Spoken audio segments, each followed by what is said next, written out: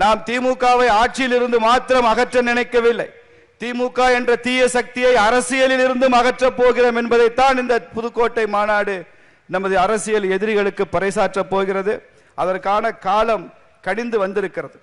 திருப்பரங்குன்றத்தில் மலை உச்சியில அந்த தீபத்தூண்ல 2 லிட்டர் நெய்யும் ஒரு தீப்பெட்டியும் இருந்திருந்தால் கார்த்திகை தீபத்தை ஏற்றி முடித்திருக்கலாம்.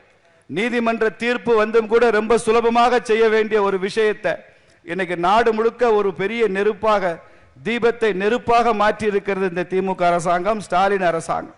இதை நாங்கள் ஒரு சவாலாகவே எடுத்துக்கொள்கிறோம். இதை நாங்கள் திமுக எங்களுக்கு விட்ட ஒரு சவாலாக எடுத்துக்கொள்கிறோம். இந்துக்களுக்கு இந்த திமுக அரசாங்கம் கொடுத்த எச்சரிக்கையாக எடுத்துக்கொள்கிறோம்.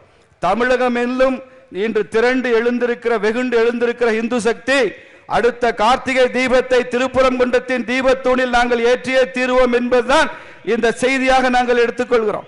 அடுத்த தீபத்தூண்ல, அடுத்த கார்த்திகையில திருப்பரங்குன்றம் மலை உச்சியில நிச்சயமாக ஏற்றப்படும். இந்த ஆண்டு ஒருவேளை திமுக ஆட்சியில தனக்கு தீபம் ஏற்றுவதை முருகனே விரும்பவில்லை போன்னு நினைக்கிறேன்.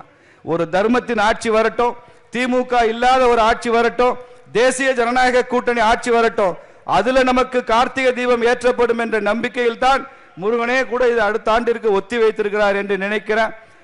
அந்த ஒரு நிலை நிச்சயமாக வரும். தமிழ்நாட்டில் எழுந்து வரும் இந்து சக்தியை புறக்கணிக்காதீர்கள். தமிழ்நாட்டில் எழுந்து வருகிற, வெகுண்டெழுந்து வருகிற இந்த இந்துக்களின் கோபம் திருப்பரங்குன்றத்தின் கார்த்திகை தீபமாக அடுத்த ஆண்டு திருப்பரங்குன்றம் மலையிலே மலர இருக்கிறது என்று சொல்லி நிறைவு செய்கிறேன். வெற்றிவேல் முருகனுக்கு.